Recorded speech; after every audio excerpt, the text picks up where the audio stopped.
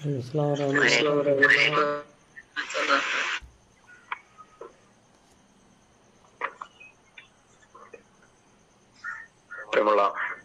സഹോദരി സഹോദരന്മാരെ, അൽഹംദുലില്ലാഹി റബ്ബിൽ ആലമീൻ, അസ്സലാത്തു വസ്സലാമു അലാ റസൂലിൽ അമീൻ വഅലാ ആലിഹി വസഹ്ബിഹി അജ്മഈൻ. അമ്മാ ബഅദ്.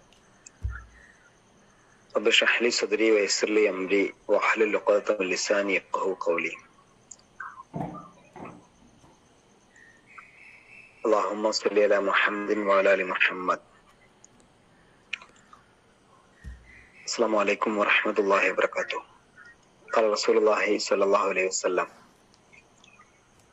മൻ യഅ്തഖഫ അശ്റൻ ഫി റമളാന കാന കഹജ്ജതൈനി വഉംറതൈനി.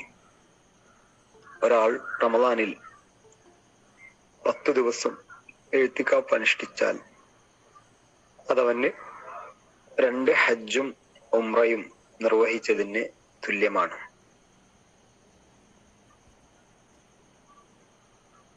ഇഅ്തികാഫ് വളരെ പുണ്യമുള്ള ഒരു കാര്യമാണ്. അള്ളാഹുവിന്റെ സാമീപ്യം കൊതിച്ച് ജീവിതത്തിന്റെ തിരക്കുകളിൽ നിന്നെല്ലാം ഒഴിഞ്ഞു നിന്ന് അള്ളാഹുവിനെ കുറിച്ചുള്ള സ്മരണയിലും ഇബാദത്തുകളിലും മുഴുകി പള്ളിയിൽ കഴിച്ചു കൂട്ടുന്നതിനാണ് ഇഅ്തികാഫ് എന്ന് പറയുക. അള്ളാഹുവിന്റെ ദീനിൽ നോമ്പ് നമസ്കാരവും മറ്റു ഇബാദത്തുകളും പോലെ പണ്ടുകാലം മുതലേ നിലനിന്നിരുന്ന ഒന്നാണ് ഇഅ്തികാഫ്.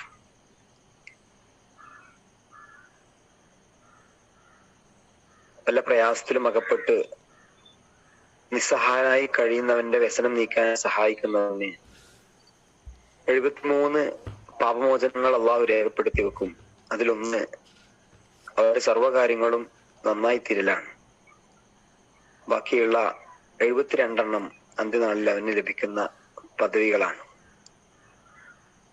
ഇഅ്തികാഫിനെ പോലെ തന്നെ പുണ്യമുള്ള കാര്യമാണ് മനുഷ്യർക്ക് ഉപകാരം ചെയ്യുക എന്നത്. ഇഅ്തികാഫ് അനുഷ്ഠിക്കുമ്പോൾ മുഅ്തഖിഫു യഅ്തഖിഫു ദുനൂബ വയജ്രി ലഹു മിനൽ ഹസനാത്തി കാമിൽ ഹസനാത്തി കുല്ലിഹ. ഇഅ്തികാഫ് അനുഷ്ഠിക്കുന്നവന് തെറ്റുകുറ്റങ്ങൾ തടഞ്ഞു നിർത്താൻ സാധിക്കുന്നു. മുഴുവൻ സൽക്കർമ്മങ്ങളും ചെയ്യുന്നവനെ പോലെ തന്റെ പേരിൽ ധാരാളം സൽക്കർമ്മങ്ങൾ എഴുതപ്പെടാൻ അത് ഇടയാക്കുകയും ചെയ്യുന്നുവെന്ന് റസൂലുള്ളാഹി സ്വല്ലല്ലാഹു അലൈഹി വസല്ലം പഠിപ്പിക്കുന്നുണ്ട്. അതോട് ചേർത്ത് വെച്ചുകൊണ്ട് ഒരു മനുഷ്യന്റെ പ്രയാസങ്ങൾ ദൂരീകരിക്കാൻ ഒരാൾ ഇറങ്ങി പുറപ്പെട്ടാൽ അതും വലിയ പുണ്യമുള്ള കാര്യമാണ്. പുണ്യമുള്ള സഹോദരി സഹോദരന്മാരെ, വിശുദ്ധ റമദാൻ ഇതിന്റെ അവസാനത്തിലേക്ക് നീങ്ങിക്കൊണ്ടിരിക്കുകയാണ്. നമ്മുടെ മനസ്സിലുള്ള ഒരു തീരുമാനം, അല്ലെങ്കിൽ മനസ്സിൽ ഉണ്ടാക്കിയെടുക്കേണ്ടുന്ന ഒരു തീരുമാനം, എന്റെ ജീവിതത്തിലെ ഏറ്റവും അവസാനത്തെ റമദാനാണ്. ഇൻഷാ അല്ലാഹ് അവസാനത്തെ റമദാനിലെ 10 ദിനങ്ങൾ ഞാൻ പടച്ചവന് വേണ്ടി മാറ്റിവെക്കുകയാണ്. സാധിക്കുന്നവർ രാവും പകലും എല്ലാ തിരക്കുകളും മാറ്റിവെച്ച് അള്ളാന്റെ പള്ളിയിൽ കഴിഞ്ഞുകൂടുന്ന ആ സന്തോഷകരമായ അനുഭൂതിയെ കുറിച്ച് നമ്മളൊന്ന് ആലോചിച്ച് നോക്കിയേ. അള്ളാഹിനോട് മിണ്ടി പറഞ്ഞ് അള്ളാഹിന്റെ കലാം വായിച്ച് അള്ളാഹുവിന്റെ വചനങ്ങളുടെ ആശയങ്ങൾ മനസ്സിലാക്കി അല്പനേരം വിശ്രമിച്ച് കിടന്നുറങ്ങി പിന്നെയും എഴുന്നേറ്റ് ദിക്റുകൾ ചൊല്ലി പാതിരാവിൽ ഒറ്റക്ക് എഴുന്നേറ്റ് അള്ളാഹിനോട് സംസാരിച്ച് തന്റെ ജീവിതത്തിന്റെ പാപങ്ങളെല്ലാം പടച്ചവന്റെ മുമ്പിൽ തുറന്നു പറഞ്ഞ് കഴുകി വൃത്തിയാക്കുന്ന ഒരു സത്യവിശ്വാസി, അള്ളാഹ് ചെയ്ത നിയമത്തുകളെ കുറിച്ച് ഓർക്കുമ്പോ അറിയാതെ കണ്ണുകൾ നിറഞ്ഞു പോകുന്ന ഒരു വിശ്വാസി. ദക്കറല്ലാഹു ഖാലിയൻ ഫഫാലത് ഐനാഹു. ജീവിതത്തിന്റെ തിരക്കിനിടയിൽ ചിലപ്പോൾ നമുക്ക് ഇതിനൊന്നും പറ്റിക്കോളണമെന്നില്ല. ഈ തിരക്കുകൾക്കിടയിൽ നമസ്കരിക്കുമ്പോ ആ നമസ്കാരത്തിൽ പോലും ഭൗതികമായ ചിന്തകൾ കടന്നു വരാറുണ്ട്. എല്ലാ തിരക്കുകളും മാറ്റിവെച്ച് എന്റെ റബ്ബിന് വേണ്ടിയിട്ടൊരു 10 ദിവസം, ഒരുപക്ഷെ ജോലിയും മറ്റൊക്കെയുള്ള ആളുകളാണ് എങ്കിൽ, പകൽ സമയത്ത് അനിവാര്യമാണ് എങ്കിൽ അവർ ജോലിക്ക് പോകട്ടെ. ആ രാത്രികൾ, എന്റെ രാത്രികൾ അല്പനേരം മാത്രമല്ല, മഗ്‌രിബ് മുതൽ സുബഹ് വരെ അല്ലെങ്കിൽ 8 മണി വരെ അള്ളാന്റെ പള്ളിയിലാണ് 12 മണിക്കൂർ ഞാൻ ചിലവഴിക്കുക എന്ന് തീരുമാനിക്കുന്നത് വലിയ വലിയ പുണ്യമുള്ള കാര്യമാണ്. ഇതിനെക്കുറിച്ച് ധാരാളം ഹദീസുകൾ നമുക്ക് കാണാൻ കഴിയും. സഹാബി വനിതകൾ അഴുത്തിക്കാഫിരുന്നു എന്ന് ചരിത്രത്തിൽ ധാരാളമായിട്ട് പറയപ്പെടുന്നുണ്ട്. അതോടൊപ്പം തന്നെ ഇബ്നു അബ്ബാസിൽ നിന്ന് ഉദ്ധരിക്കുന്ന ഒരു വാക്കിങ്ങനെയാണ്: ഒരിക്കൽ അദ്ദേഹം പ്രവാചകന്റെ പള്ളിയിൽ ഇരിക്കുകയാണ്. അപ്പോൾ സലാം പറഞ്ഞുകൊണ്ട് ഒരാൾ കടന്നു വന്ന് അവിടെ ഇരുന്ന് ഇബ്നു അബ്ബാസ് അയാളോട് ചോദിച്ചു, താങ്കൾ വളരെ ദുഃഖിതനാണല്ലോ? അയാൾ പറഞ്ഞു, അതെ പ്രവാചകന്റെ പിതൃപുത്ര, എനിക്ക് ഒരാളോട് സാമ്പത്തികമായ ചില ബാധ്യതകളുണ്ട്. അദ്ദേഹം റസൂലിന്റെ ഖബർ ചൂണ്ടി. റസൂലുള്ളാഹി സ്വല്ലല്ലാഹു അലൈഹി വസല്ലം കുറച്ചു മുമ്പാണ് മരണപ്പെട്ടത്.